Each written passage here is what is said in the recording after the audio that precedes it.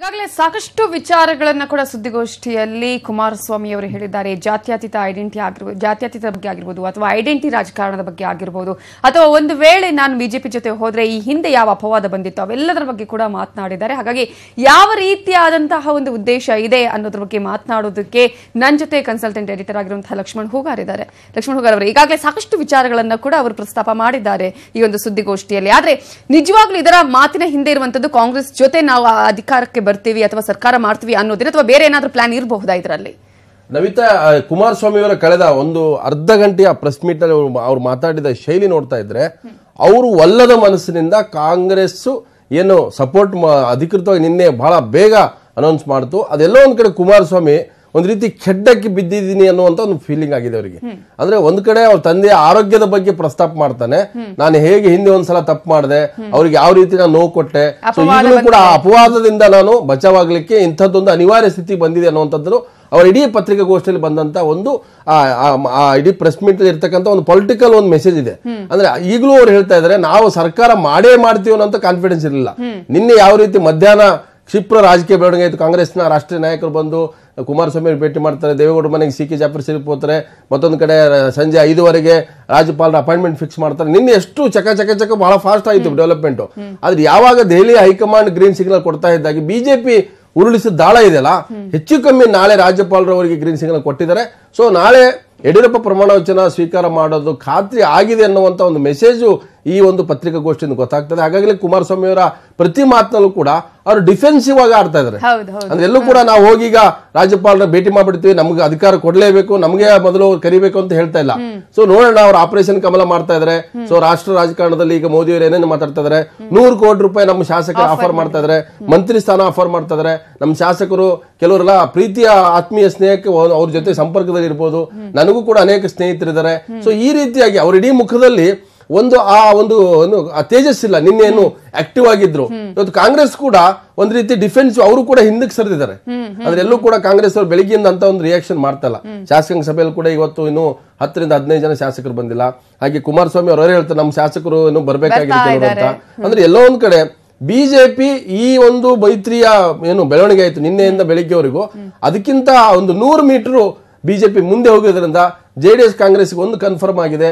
ರಾಜ್ಯಪಾಲ ವಜುಭಾಯಿ 105 ಏನು ಶಾಸಕರ ಪತ್ರ ಕೊಟ್ಟಿದ್ದಾರೆ ಯಡಿಯೂರಪ್ಪ ನೇತೃತ್ವದಲ್ಲಿ, ಅದನ್ನ ಮೋಸ್ಟ್ಲಿ ಅವರು ಒಪ್ಪಿದ್ದಾರೆ. ಅವರಿಗೆ ನಾಳೆ ಪ್ರಮಾಣ ವಚನಕ್ಕೆ ಅವಕಾಶ ಕೊಟ್ಟಿದ್ದಾರೆ. ಸೊ ಹಾಗಾಗಿ ಅದನ್ನ ನೋಡ್ಕೊಂಡು ನಾವು ಮುಂದೆ ಹೋಗ್ಬೇಕನ್ನುವಂತ ಒಂದು 10 ಹೆಜ್ಜೆ ಹಿಂದೆ ಬಂದಿರತಕ್ಕಂಥದ್ದು ಇದರಿಂದ ಗೊತ್ತಾಗ್ತದೆ. ಸೊ ಈಗ ಬಿಜೆಪಿ ವಿರುದ್ಧ ಯಾವ ರೀತಿಯಾದಂತ ರಾಜಕೀಯ ಆರೋಪಗಳನ್ನ ಅಥವಾ ದಾಳಿಗಳನ್ನ ನಡೆಸಬೇಕು, ಅದಕ್ಕೆ ಬೇಕಾದಂತ ಅಸ್ತ್ರಗಳನ್ನ ಈಗ ಜೆಡಿಎಸ್ ಮತ್ತು ಕಾಂಗ್ರೆಸ್ ಮಾಡ್ಕೊಂಡಿದೆ. ಕಾಂಗ್ರೆಸ್ ಬಹಳ ಜಾಣತನದಿಂದ ಸೊ ಎಲ್ಲೊಂದ್ ಕಡೆ ಕುಮಾರಸ್ವಾಮಿ ಅವರನ್ನ ನಮ್ಮ ನಾಯಕ ಅಂತ ಒಪ್ಪಿಸಿ ಈಗ ಅವ್ರ ಹೆಗಲ ಮೇಲೆ ಈಗ ಎಲ್ಲ ರೀತಿಯ ಗನ್ ಇಡ್ತಾ ಇದೆ. ಅಂದ್ರೆ ಕಾಂಗ್ರೆಸ್ ಮಾತಾಡಬೇಕಾದ ಎಲ್ಲಾ ಭಾಷೆಯನ್ನ ಕುಮಾರಸ್ವಾಮಿ ಅವರಿಂದ ಹೇಳಿಸ್ತಾ ಇದೆ. ಸೊ ಬಿಜೆಪಿ ಬೇಕಾದ್ರೆ ಕುಮಾರಸ್ವಾಮಿ ಮಾತಾಡ್ಬೇಕು. ಕುಮಾರಸ್ವಾಮಿ ಇಸ್ ಅವರ್ ಲೀಡರ್ ಅಂತ ಈಗ. ಸೊ ಸಿದ್ದರಾಮಯ್ಯ ಇರ್ಬೋದು, ಪರಮೇಶ್ವರ್ ಇರ್ಬೋದು, ಎಲ್ಲರೂ ಕೂಡ ಹೇಳ್ತಿರೋದು ಜೆಡಿಎಸ್ ಕಾಂಗ್ರೆಸ್ನ ನಾಯಕ ಯಾರಂದ್ರೆ ಸದ್ಯಕ್ಕೆ ಕುಮಾರಸ್ವಾಮಿ. ಸೊ ಸಂಜೆ ನಾವು ಹೋಗಿ ಮನವಿ ಪತ್ರ ಕೊಡ್ತೀವಿ, ನಾವೇ ಸರ್ಕಾರ ರಚನೆ ಮಾಡ್ತೀವಿ, ನಮ್ಮ ಹತ್ರ 117 ಸದಸ್ಯರ ಬಲ ಇದೆ, ನಮ್ಗೆ ರಾಜ್ಯಪಾಲರ ಮೊದಲು ಕೊಡಬೇಕು, ರಾಜ್ಯಪಾಲರ ತೀರ್ಮಾನ ನೋಡ್ಕೊಳ್ತೀವಿ ಅನ್ನುವಂತ ಮಾತುಗಳು ಆಡ್ತಾ ಇದ್ದಾರೆ. ಸೊ ನಿನ್ನೆ ನಮಗೆ ಕೊಡ್ತಾರೆ ಅನ್ನೋ ವಿಶ್ವಾಸದಲ್ಲಿದ್ರು, ಆದ್ರೆ ಈಗ ನಮಗೆ ಕೊಡೋ ವಿಶ್ವಾಸ ಇಲ್ಲ ಅನ್ನುವಂತ ಒಂದು ಖಾತ್ರಿ ಆದ್ಮೇಲೆ ಈಗ ಕುಮಾರಸ್ವಾಮಿ ಅವರು ಟೋಟಲಿ ಅವರು ಡಿಫೆನ್ಸಿವ್ ಆಗಿ ಈಗ ಪೊಲಿಟಿಕಲ್ ಗೇಮ್ ಅನ್ನ ಮಾಡ್ತಾ ಇದ್ದಾರೆ. ಹಾಗಾಗಿ ಅವರ ಶಾಸಕರನ್ನ ಜೊತೆಗೆ ಕಾಂಗ್ರೆಸ್ ಶಾಸಕರನ್ನು ಉಳಿಸ್ಕೊಳ್ಳುವಂತ ಒಂದು ಅನಿವಾರ್ಯ ರಾಜಕೀಯ ಸಂದರ್ಭ ಮೋಸ್ಟ್ಲಿ ಬಂದಿದೆ ಅನ್ನುವಂತ ಒಂದು ಸಂದೇಶ ಅವ್ರಿಗೆ ಗೊತ್ತಾಗಿದೆ. ಅಂದ್ರೆ ಇದರ ಜೊತೆಗೆ ಈಗ ಒಂದು ಜಾತ್ಯತೀತ ಬಗ್ಗೆ ಕೂಡ ಮಾತನಾಡಿದ್ರು. ಇದರಲ್ಲೂ ಕೂಡ ಮಾತನಾಡುವ ಸಂದರ್ಭದಲ್ಲಿ ಮುಂದಿನ ಎಲೆಕ್ಷನ್ ಬಗ್ಗೆ ಅಥವಾ ಜಾತ್ಯತೀತ ಒಟ್ಟು ಮಾಡಬೇಕು ಅನ್ನುವಂತಹ ಒಂದು ನಿರ್ಧಾರ ಅವರ ತಂದೆಯವರು ದೇವೇಗೌಡರದ್ದು ಏನಿದೆ, ಲೋಕಸಭಾ ಚುನಾವಣೆ ವಿಷಯ ಕೂಡ ಇದರಲ್ಲಿ ಬಂದಿದ್ಯಾ? ಹಾಗಾದ್ರೆ ಹೇಗೆ ಆ ಒಂದು ಮನಸ್ಸು ಕೂಡ ಇದೆಯಾ ಅದರಲ್ಲಿ? ಹೇಗೆ? ಖಂಡಿತವಾಗಿ ಕೂಡ, ಯಾಕಂತಂದ್ರೆ ಈಗ ಲೋಕಸಭಾ ಚುನಾವಣೆಗಿಂತಲೂ ಕೂಡ ಈಗ ನಡೆದಂತ ಚುನಾವಣೆ ಏನಿದೆ ಅಲ್ಲಿ ಕುಮಾರಸ್ವಾಮಿ ಅವರು ಬಹಳ ಒಂದು ಅಂಶವನ್ನ ಬಹಳ ಸೂಕ್ಷ್ಮವಾಗಿ ಅಬ್ಸರ್ವ್ ಮಾಡಿದ್ರು. ನಮ್ಮ ಪಕ್ಷದ ಬಗ್ಗೆ ಒಂದು ಅಪಪ್ರಚಾರ ಮಾಡಿದ್ರು, ನಮ್ಮ ಪಕ್ಷದನ್ನ ಜನರಲ್ಲಿ ಒಂದು ವೋಟರ್ಸ್ ಅಲ್ಲಿ ಕನ್ಫ್ಯೂಷನ್ ಕ್ರಿಯೇಟ್ ಮಾಡಿದ್ರು. ಅದು ನೇರವಾಗಿ ಸಿದ್ದರಾಮಯ್ಯ ಅವ್ರ ಮೇಲೆ ಹೇಳ್ತಾರೆ. ಸೊ ಸಿದ್ದರಾಮಯ್ಯ ಅವರು ಆ ಹೇಳದಿರೋದನ್ನ ರಾಹುಲ್ ಗಾಂಧಿ ಹತ್ರ ಹೇಳಿದ್ರು. JDS BJP B team, JDS ಅಂದ್ರೆ ಸಂಘ ಪರಿವಾರ, ಸೊ ಜೆಡಿಎಸ್ ಈ ಎಲ್ಲ ರೀತಿಯಲ್ಲೂ ಕೂಡ ಮತದಾರರಿಗೆ ಕನ್ಫ್ಯೂಷನ್ ಮಾಡಿದ್ರು. ಸೊ ಇಲ್ಲಿ ಜಾತ್ಯತೀತ ಮತಗಳ ವಿಭಜನೆಗೆ ಕಾರಣ ಆಯ್ತು ಅಂತ ಹೇಳಿದ್ರೆ ನಾನು ಈಗ ಯಾರ ಮೇಲೆ ಕೂಡ ಹೇಳಕ್ ಹೋಗಲ್ಲ. ಆದ್ರೆ ಆಗಿದ್ದನ್ನ ಅವರು ಮತ್ತೆ ಪುನರಾವಲೋಕನ ಮಾಡೋದು ಅಂದ್ರೆ ಮರುಕಳಿಸುವಂತ ಸನ್ನಿವೇಶದ ಒಂದು ವಿಚಾರಗಳನ್ನು ಹೇಳಿದ್ರು. ಅಂದ್ರೆ ಹಿಂದೆ ಅಲ್ಲಿ ಆಗಿದ್ದನ್ನ ಈಗ ಹೇಳ್ತಾ ಇದ್ರು. ಅಂದ್ರೆ ಅರ್ಥ ನೇರವಾಗಿ ಸಿದ್ದರಾಮಯ್ಯ ಅವರು ಮಾಡಿದ ತಪ್ಪಿನಿಂದಾಗಿ ನಮಗೂ ಲಾಸ್ ಆಯ್ತು, ಕಾಂಗ್ರೆಸ್ಗೂ ಲಾಸ್ ಆಯ್ತು. ಹಾಗಾಗಿ 104 ಸೀಟ್ ಬರ್ಲಿಕ್ಕೆ ಸಿದ್ದರಾಮಯ್ಯ ಅವರು ಈ ಪೊಲಿಟಿಕಲ್ ಏನು ಒಂದು ದಾಳ ಉಳಿಸಿದ್ರು ಅಂದ್ರೆ ಚುನಾವಣಾ ಅಖಾಡದಲ್ಲಿ, ಅದರಿಂದ ಈಗ ಈ ಸ್ಥಿತಿ ಬಂದಿದೆ ಅಂತ ಕುಮಾರಸ್ವಾಮಿ ಇಂಡೈರೆಕ್ಟ್ ಆಗಿ ಸಿದ್ದರಾಮಯ್ಯ ಅವರಿಗೆ ಹೇಳ್ತಾ ಇದ್ದಾರೆ. ಸೊ ಅದೇ ಸಿದ್ದರಾಮಯ್ಯ ನಿಮ್ಮ ಅಪರಾಣೆಗೂ ನೀವು ಸಿಎಂ ಆಗಲ್ಲ ಅಂತ ಹೇಳಿದಂತ ಸಿದ್ದರಾಮಯ್ಯ, ಅದೇ ಕುಮಾರಸ್ವಾಮಿ ನಮ್ಮ ಎರಡೂ ಪಕ್ಷಗಳ ನಾಯಕ ಅಂತ ಹೇಳಿದ್ರು. ಸೊ ಹೇಗೆ ರಾಜಕೀಯ ಬದಲಾವಣೆ ಆಗುತ್ತೆ. ಸೊ ಯಾವತ್ತೂ ಕೂಡ ಶಾಶ್ವತ ಮಿತ್ರರಿಲ್ಲ ಶತ್ರುಗಳಿದೆ ಅನ್ನೋದು ಕೂಡ ಗೊತ್ತಾಗಿದೆ. ಆದ್ರೆ ಈ ಎಲ್ಲ ವಿದ್ಯಮಾನಗಳಿಗೆ ಕುಮಾರಸ್ವಾಮಿ ಒಂದು ರೀತಿ ಬಲಿ ಅಂದ್ರೆ ರಾಜಕೀಯ ಸಂದರ್ಭದ ಬಲಿಯಾದಂತ ನಾಯಕ ಅಂತ ಅವ್ರಿಗೆ ಹೇಳಿದ್ರು. ನಾನು ಎರಡು ಕಡೆ ಆಫರ್ ಇತ್ತು ಅಂತ ಹೇಳಿದ್ರು. ಸೊ ಇಲ್ಲೆಲ್ಲ ಒಂದ್ ಕಡೆ ಕುಮಾರಸ್ವಾಮಿ ಮತ್ತು ಅವ್ರು ಇರ್ತಕ್ಕಂಥ ಶಾಸಕರಿಗೆ ಕಾಂಗ್ರೆಸ್ಗಿಂತ ಬಿಜೆಪಿ ತುಂಬಾ ಒಂಥರ ಸೇಫ್ ಇತ್ತೇನೋ ಅನ್ನೋದು ಅವ್ರ ಮನಸ್ಸಲ್ಲಿದೆ. ಅದನ್ನ ಅವರು ಡೈರೆಕ್ಟ್ ಆಗಿ ಹೇಳ್ತಾ ಇಲ್ಲ. ಸೊ ದೇವೇಗೌಡರ ಒಂದು ಹೆಸರನ್ನು ತಂದು ಆ ದೇವೇಗೌಡರ ಆರೋಗ್ಯದ ಬಗ್ಗೆ, ದೇವೇಗೌಡರ ಜಾತ್ಯತೀತ ಕ್ರೆಡೆನ್ಷಿಯಲ್ ಬಗ್ಗೆ, ಮತ್ತೆ ಈಗಾಗಲೇ ಅವ್ರ ಮನೆಗೆ ಏನು ತೆಲಂಗಾಣ ಚೀಫ್ ಮಿನಿಸ್ಟರ್ ಕೆ.ಸಿ. ಚಂದ್ರಶೇಖರ್ ಬಂದು ಹೋಗಿರ್ತಕ್ಕಂಥ, ಮಾಯಾವತಿ ಅವ್ರ ಜೊತೆಗೆ ಮೈತ್ರಿ ಮಾಡ್ಕೊಂಡಿರ್ತಕ್ಕಂಥ BSP, ಹಾಗೆ ರಾಷ್ಟ್ರ ಮಟ್ಟದಲ್ಲಿ ಬಿಜೆಪಿ ಕಾಂಗ್ರೆಸ್ ವಿರುದ್ಧ ಒಂದು ಒಕ್ಕೂಟ ಮಾಡ್ತಾ ಇದ್ದಾರೆ. ಇವೆಲ್ಲವನ್ನ ಇಟ್ಕೊಂಡು ರಾಷ್ಟ್ರ ಮಟ್ಟದಲ್ಲಿ ದೇವೇಗೌಡರಿಗೆ ಒಂದು ಸೆಕ್ಯುಲರ್ ಇಮೇಜ್ ಇದೆ. ಸೊ ತಕ್ಷಣಕ್ಕೆ ಏನಾದರೂ ಕುಮಾರಸ್ವಾಮಿ ಬಿಜೆಪಿ ಜೊತೆಗೆ ಹೋಗ್ಬಿಟ್ರೆ ಮತ್ತೆ ಎರಡನೇ ಸಲ ಅವ್ರಿಗೆಲ್ಲ ಒಂದ್ ಕಡೆ ಅಪವಾದ ಆಗುತ್ತೆ. ಆದ ಕಾರಣಕ್ಕಾಗಿ ಕುಮಾರಸ್ವಾಮಿ ಎಲ್ಲ ಒಂದ್ ಕಡೆ ಈ ಅಂದ್ರೆ ಸಂಕೋಲೆಯಲ್ಲಿ, ಪೊಲಿಟಿಕಲ್ ರಾಜಕೀಯ ಸಂಕೋಲೆಯಲ್ಲಿ ಸಿಗಾಕೊಂಡಿದ್ದಾರೆ. ಕುಮಾರಸ್ವಾಮಿ ಈಗ ಮಾತಾಡ್ತಾ ಇರೋದು ಅವ್ರ ವೈಯಕ್ತಿಕ ಅಭಿಪ್ರಾಯ ಅಂತ ಅಲ್ಲ ಬಲವಂತಕ್ಕೆ. ಅಂದ್ರೆ ದೇವೇಗೌಡರ ಒಂದು ಏನು ಭಯ, ಮತ್ತೊಂದ್ ಕಡೆ ಏನು ಕಾಂಗ್ರೆಸ್ಗೆ ಅಧಿಕೃತವಾಗಿ ತಕ್ಷಣಕ್ಕೆ ಬೆಂಬಲ ಕೊಟ್ಬಿಡ್ತು ಕುಮಾರಸ್ವಾಮಿ ಅವರಿಗೆ.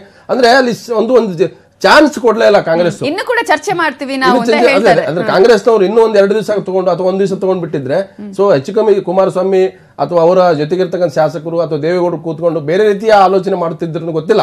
ಆದ್ರೆ ಅಂತ ಒಂದು ಆಲೋಚನೆ ಮಾಡ್ಲಿಕ್ಕೆ ಕಾಂಗ್ರೆಸ್ನವರು ಮೊದಲ ಬಾರಿಗೆ ಇಷ್ಟು ಫಾಸ್ಟ್ ಆಗಿ ಮೂವ್ ಮಾಡಿರ್ತಕ್ಕಂಥ ಪೊಲಿಟಿಕಲ್ ಗೇಮ್ ಇದು.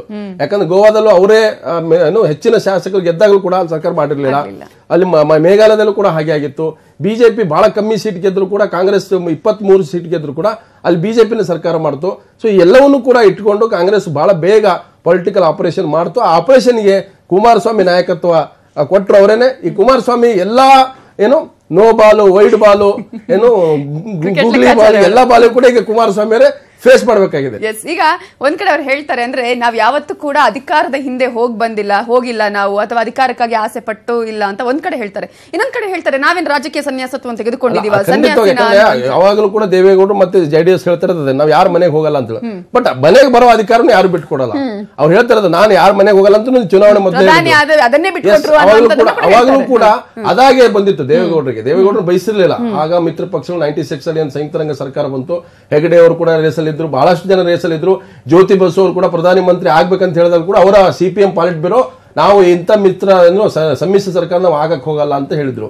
ಸೊ ಆ ಸಂದರ್ಭದಲ್ಲಿ ದೇವೇಗೌಡರು ಪ್ರಧಾನಿ ಪಟ್ಟ ಬಂದಿತ್ತು. ಸೊ ಕಳೆದ ಬಾರಿ ಏನು 2004ರಲ್ಲಿ ಧರ್ಮ್ ಸಿಂಗ್ ಮತ್ತು ಏನು JDS ಸಮ್ಮಿಶ್ರ ಸರ್ಕಾರ ಆದಾಗಲೂ ಕೂಡ ಹಾಗೇನೆ. ಆಮೇಲೆ ಬಿಜೆಪಿ ಜೊತೆಗೆ ಹೋಗಿದ್ದು ಕುಮಾರಸ್ವಾಮಿ ಅವರ ಒಂದು ರಾಜಕೀಯ ಕ್ಷಿಪ್ರ ಒಂದು ಕ್ರಾಂತಿ ಅದು.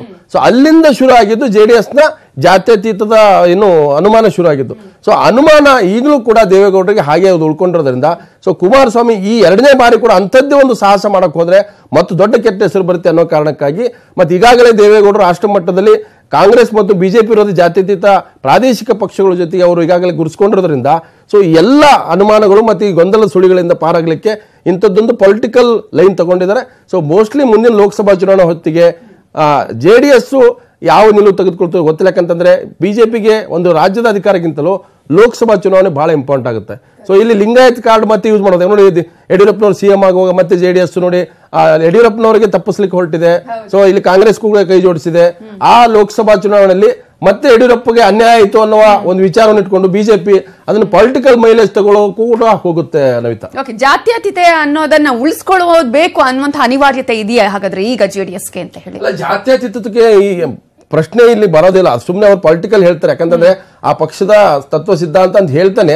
ಅವ್ರಿಗೆ ಬೇಕಾಗಿರ್ತಕ್ಕಂಥದ್ದು ಪ್ರಾಕ್ಟಿಕಲಿ ಕರ್ನಾಟಕದಲ್ಲಿ JDS ಅನ್ನ ಅಧಿಕಾರದಲ್ಲಿ ಉಳಿಸ್ಕೊಂಡ್ರೆ ಅವ್ರ ಪಕ್ಷವನ್ನ ಮತ್ತಷ್ಟು ಗಟ್ಟಿ ಮಾಡ್ಲಿಕ್ಕೆ ಮತ್ತೆ ಅವ್ರ ಕಾರ್ಯಕರ್ತರ ಇನ್ನಷ್ಟು ಗಟ್ಟಿ ಉಳಿಸ್. ಯಾಕಂದ್ರೆ ಪದೇ ಪದೇ ಚುನಾವಣೆಯಲ್ಲಿ ಸೋಲ್ತಾ ಹೋದ್ರೆ ಅಥವಾ ಅಧಿಕಾರ ಸಿಗದೆ ಹೋದ್ರೆ ಪಕ್ಷದ ಕಾರ್ಯಕರ್ತರು ಒಂದ್ ರೀತಿ ಅವ್ರಿಗೆ ಅಂದ್ರೆ ಸ್ಥೈರ್ಯ ಹೋಗ್ಬಿಡುತ್ತೆ.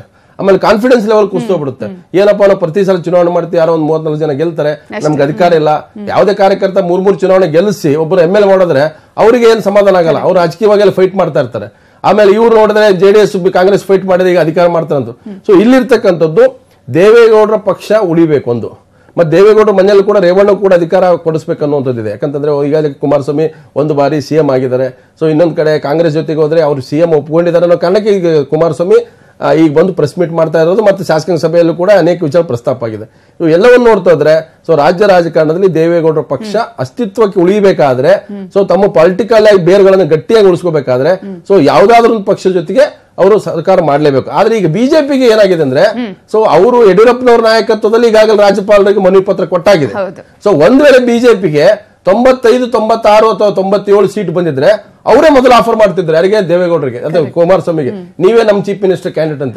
ಸೊ ಇಲ್ಲಿ ಏನಾಗಿದೆ, ಕಾಂಗ್ರೆಸ್ಗೆ 78 ಸೀಟ್ ಬಂದಿರೋದ್ರಿಂದ ಬಿಜೆಪಿನ ಅಧಿಕಾರದಿಂದ ಹೊರಗೆ ಇಡ್ಲೇಬೇಕನ್ನೋ ಕಾರಣಕ್ಕಾಗಿ ಸಹಜವಾಗಿನೇ ಅದು ಆಫರ್ ಮಾಡಿದೆ. ಒಂದ್ ವೇಳೆ ಕಾಂಗ್ರೆಸ್ಗೆ 100 ಸೀಟ್ ಬಂದಿದ್ರೆ ಕುಮಾರಸ್ವಾಮಿಗೂ ಕರಿತಾ ಇರ್ಲಿಲ್ಲ.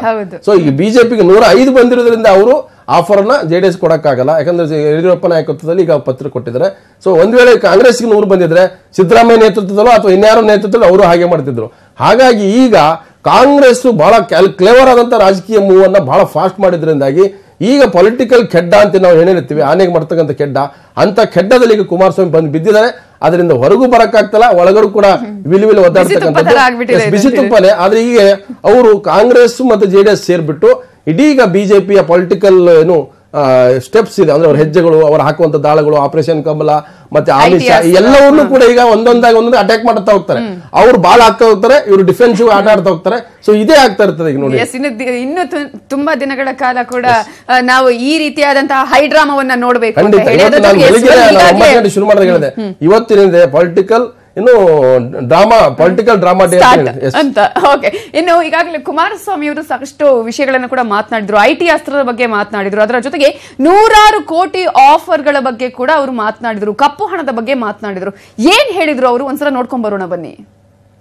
ನರೇಂದ್ರ ಮೋದಿ ಅವರು ಈ ದೇಶದೊಳಗೆ ಭ್ರಷ್ಟಾಚಾರವನ್ನ ನಿಲ್ಲಿಸೋದೇ ಆದರೆ, ಕಪ್ಪು ಹಣವನ್ನ ಇವತ್ತು ಖಜಾನೆ ತುಂಬಿಸ್ತಕ್ಕಂಥ ಏನು ಸಂದೇಶ ಕೊಟ್ಟಿದ್ದಾರೆ ಈ ದೇಶದಲ್ಲಿ 4 ವರ್ಷದಿಂದ, ಈ ಶಾಸಕರುಗಳಿಗೆ, ಕೆಲವು ನನ್ನ ಪಕ್ಷದ ಶಾಸಕರಿಗೇನೆ 100 ಕೋಟಿ ಹಣ ಕೊಡ್ತೀವಿ, ಒಂದು ಕ್ಯಾಬಿನೆಟ್ ರ್ಯಾಂಕ್ ಕೊಡ್ತೀವಿ ಅಂತ ಹೇಳಿ ಇವತ್ತು ಆಫರ್ ಕೊಡ್ತಕ್ಕಂಥದ್ದೇನಿದೆ. ಈ 100 ಕೋಟಿ ವೈಟ್ ಮನಿ ಕೊಡ್ತಾರೋ ಬ್ಲ್ಯಾಕ್ ಮನಿ ಕೊಡ್ತಾರೋ, ಕಪ್ಪಣ ಕೊಡ್ತಾ ಇದ್ದಾರೋ, ಎಲ್ಲಿದೆ ಈ ಕಪ್ಪಣ ಸಂಗ್ರಹ ಮಾಡಿರೋದು? ದೇಶದ ನಾಗರಿಕರಿಗೆ, ಆ ಬಡವರಿಗೆ 15 ಲಕ್ಷ ಬ್ಯಾಂಕ್ ಅಕೌಂಟ್ಗೆ ಹಾಕ್ತೀನಿ ಕಪ್ಪಣ ಅಂತ ಹೇಳಿದಂತ ಪ್ರಧಾನಮಂತ್ರಿ ಆಗಿದ್ರೆ, ಈ 100 ಕೋಟಿ ಒಬ್ಬೊಬ್ಬ MLAಗೆ ಇವತ್ತು ಇವರು ಆಫರ್ ಕೊಡ್ತಾ ಇರತಕ್ಕಂಥದ್ದೇನಿದೆ, ಈ ಕಪ್ಪಣವನ್ನೆಲ್ಲ ಬಿಜೆಪಿಯ ಖಜಾನೆ ಒಳಗೆ ಇಟ್ಕೊಂಡಿದ್ದಾರೆ, ಆ ಪಕ್ಷದ ಖಜಾನೆ ಒಳಗೆ. ಇವತ್ತು ಈ ಇನ್ಕಮ್ ಟ್ಯಾಕ್ಸ್ನವ್ರು ಎಲ್ಲಿದ್ದಾರೆ? ನನಗೆ ಗೊತ್ತಿದೆ, ಈ ಇನ್ಕಮ್ ಟ್ಯಾಕ್ಸ್ ಅಧಿಕಾರಿಗಳು ಈ ಚುನಾವಣೆಯಲ್ಲಿ ಯಾವ್ಯಾವ ರೀತಿ ದಾಳಿ ನಡೆಸಿದ್ದಾರೆ ಅಂತಕ್ಕಂಥದ್ದು ಗೊತ್ತಿದೆ ನನಗೆ. ಬಹುಶಃ ಈ ದೇಶದ ಇತಿಹಾಸದಲ್ಲಿ ಸ್ವಾತಂತ್ರ್ಯ ಬಂದು 70 ವರ್ಷದಲ್ಲಿ ದೇಶದ ಕೇಂದ್ರ ಸರ್ಕಾರದ ಕೆಲವು ಸಂವಿಧಾನಿಕ ಸಂಸ್ಥೆಗಳೇನಿದ್ದಾವೆ, ಆ ಸಂಸ್ಥೆಗಳನ್ನ ಇಷ್ಟು ದೊಡ್ಡ ಮಟ್ಟದಲ್ಲಿ ದುರುಪಯೋಗ ಪಡಿಸ್ಕೊಳ್ಳೋದ್ರ ಮುಖಾಂತರ ವಿರೋಧಿ ಪಕ್ಷಗಳನ್ನ ಹೆದರಿಸಿ ಇವತ್ತು ಹದ್ದುಬಸ್ಗೆ ತಂದ್ಕೋತೀವಿ ಅಂತಕ್ಕಂಥ ಇವರ ನಡವಳಿಕೆ ಏನಿದೆ, ಈ ದೇಶದ ಈ ನಾಡಿನ ಜನತೆ ಸ್ವಲ್ಪ ಗಮನಿಸ್ತಕ್ಕಂಥದ್ದು ಸೂಕ್ತ. ಇವತ್ತು ದೇಶ ಎಲ್ಲಿಗೆ ಹೋಗ್ತಿದೆ ಅಂತ ಹೇಳಿ. ಒಂದ್ ಕಡೆ IT ಅಸ್ತ್ರ ದುರುಪಯೋಗ ಮಾಡ್ಕೊಳ್ತಾ ಇದೆ ಅಂತ, ಒಂದ್ ಕಡೆ 100 ಕೋಟಿ ಆಫರ್, ಕಪ್ಪು ಹಣ, ಇವೆಲ್ಲವನ್ನ ಕೂಡ ಈಗ ಮುಂದಿಡ್ತಾ ಇದ್ದಾರೆ ಅಂತ ಹೇಳಿ, ಅದರಲ್ಲಿ ಕೂಡ ನಮ್ಗೆ ಒಂದು ವೇಳೆ ಯಾರಾದ್ರೂ ನಮ್ಗೆ ನಮ್ಮ ಶಾಸಕರನ್ನ ಆಪರೇಷನ್ ಕಮಲ ಮಾಡಿದ್ರೆ ನಾವು ಡಬಲ್ ಶಾಕ್ ಕೊಡ್ತೀವಿ ಅನ್ನುವಂಥ ಮಾತನ್ನ ಹೇಳಿದ್ದಾರೆ. ಎಚ್ಚರಿಕೆ ಸಂದೇಶನ ಇದು ಹೇಗೆ ಅಂತ ಅಂದ್ರೆ ಭಾರತೀಯ ಜನತಾ ಪಕ್ಷಕ್ಕೆ ಒಂದು ಪೊಲಿಟಿಕಲ್ ನೋಡಿ, ನೀವು ಈ ಮಾರಲ್ ಬಗ್ಗೆ ಹೇಳ್ತಾ ಇದ್ರು. ಬಿಜೆಪಿ ನಾಯಕರು ನೋಡಿ, ಎಲ್ಲ ಕಾಂಗ್ರೆಸ್ JDS ನಾಯಕರ ಹತ್ರ ದುಡ್ಡುಗಳು ಉಳ್ಕೊಂಡಿದೆ, ಕೋಟಿ ಯಾರ ಮನೆಗೆ ಸಿಗ್ತಾ ಇದೆ, ಚರ್ಚೆ ಆಗ್ತಾ ಇತ್ತು. ನೋಡಿ, ದಾಳಿ ಮಾಡಿದಾಗ ಹೆದರ್ಬೇಕಾಕೆ? ಕಾಂಗ್ರೆಸ್ನವ್ರು JDS ಯಾಕೆ ಹೆದರ್ಬೇಕು? ಅವರು ಅಕ್ರಮವಾಗಿ ಹಣ ಸಂಪಾದನೆ ಮಾಡಿದ್ದಾರೆ, ಡಿಮಾನಿಟೈಸೇಷನ್ ಆದ್ಮೇಲೆ ದುಡ್ಡು ಯಾರ ಹತ್ರ ಉಳ್ಕೊಂಡಿದೆ, ಈ ರೀತಿ ಅದನ್ನ ಅವರು ಸಮರ್ಥನೆ ಮಾಡ್ಕೊಳ್ತಾ ಇದ್ರು. ಸೊ ಇಲ್ಲಿ ಕುಮಾರಸ್ವಾಮಿ ಎತ್ತಿರ್ತಕ್ಕಂಥದ್ದು, ಸೊ ಹಾಗಾದ್ರೆ ನೀವು IT ದಾಳಿ ಮಾಡಿದ್ದ ಯಾರಿಗೆ? ಪ್ರತಿಪಕ್ಷಗಳ ನಾಯಕರುಗಳ ಮನೆ ಅಥವಾ ಆಪ್ತರ ಮೇಲೆ. ಸೊ ನೀವು ಬಿಜೆಪಿ ನಾಯಕರ ಮೇಲೆ ಯಾಕೆ ದಾಳಿ ಮಾಡಲಿಲ್ಲ? ಸೊ ಹಾಗಾದ್ರೆ ಚುನಾವಣೆಯಲ್ಲಿ ನೀವು ಬಳಸಿರ್ತಕ್ಕಂಥ ಹಣ ಯಾವುದು? ಸೊ ಈಗ 100 ಕೋಟಿ ರೂಪಾಯಿ ಆಫರ್ ಅಂತೇಳಿ ಅಧಿಕೃತವಾಗಿ ಒಬ್ಬ ಮಾಜಿ ಮುಖ್ಯಮಂತ್ರಿ ಮತ್ತು ಶಾಸಕಾಂಗ ಪಕ್ಷದ ನಾಯಕರಾದಂತ ಕುಮಾರಸ್ವಾಮಿ ಹೇಳ್ತಾ ಇದ್ದಾರೆ. ಗಂಭೀರವಾದ ಆರೋಪ ಅದು. ಯಾಕಂದ್ರೆ 100 ಕೋಟಿ ರೂಪಾಯಿ ಆಫರ್ ಮಾಡಿದ್ರೆ ಯಾರಿಗೆ ಮಾಡಿದ್ರು? ಅಥವಾ ಒಂದು ಮಂತ್ರಿ ಸ್ಥಾನ ಕೊಡ್ತೀನಿ ಅಂತ ಆಫರ್ ಮಾಡಿದ್ರು, ಆಮಿಷ ಒಡ್ಡಿದ್ರು, ಯಾರಿಗೆ ಆಮಿಷ ಒಡ್ಡಿದ್ರು? 100 ಕೋಟಿ ನಿಮ್ಮ ಹತ್ರ ಇದ್ರೆ ಅದು ಯಾವ ಹಣ ಅಂತ ಕುಮಾರಸ್ವಾಮಿ ಪ್ರಶ್ನೆ ಮಾಡಿದ್ದಾರೆ. ಇದು ಬಹಳ ಗಂಭೀರವಾದಂತ ಒಂದು ಅವ್ರು ಎತ್ತಿರ್ತಕ್ಕಂಥ ಪ್ರಶ್ನೆ ಮತ್ತು ಗಂಭೀರವಾದ ಆರೋಪ ಅದು. ಸೊ ಹೀಗಾಗಿ ಇಲ್ಲಿ ಎಲ್ಲೋ ಒಂದು ಕಡೆ ಸರ್ಕಾರ ರಚನೆಯ ಒಂದು ವಾಸನೆ ಕುಮಾರಸ್ವಾಮಿ ಅವರಿಗೆ ಸಿಕ್ಕಿದೆ.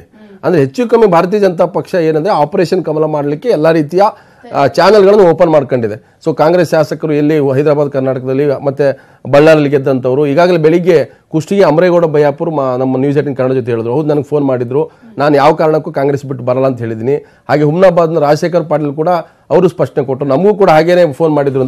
ಅಂದ್ರೆ ಎಲ್ಲೋ ಒಂದು ಕಡೆ ಬಿಜೆಪಿ ಸರ್ಕಾರ ರಚನೆಗೆ ಬೇಕಾದಂತ ಸಂಖ್ಯಾಬಲವನ್ನ ವೃದ್ಧಿ ಮಾಡ್ಕೊಳ್ಳಿಕ್ಕೆ ಅವರು ರೆಡಿ ಆಗಿದ್ದಾರೆ. ಅದು ಈಗ ಕಾಂಗ್ರೆಸ್ ಮತ್ತು JDS ಗೊತ್ತಾಗಿರೋದ್ರಿಂದನೇ ಈಗ ಅವ್ರ ಮೇಲೆ ಯಾವ ರೀತಿಯಾಗಿ ನಾವು ದಾಳವನ್ನ ಉಳಿಸ್ಬೇಕು, ಪೊಲಿಟಿಕಲ್ ಆಗಿ ಅಟ್ಯಾಕ್ ಮಾಡಬೇಕು, ಸೊ ಇವ್ರನ್ನ ಎಕ್ಸ್ಪೋಸ್ ಮಾಡಬೇಕು.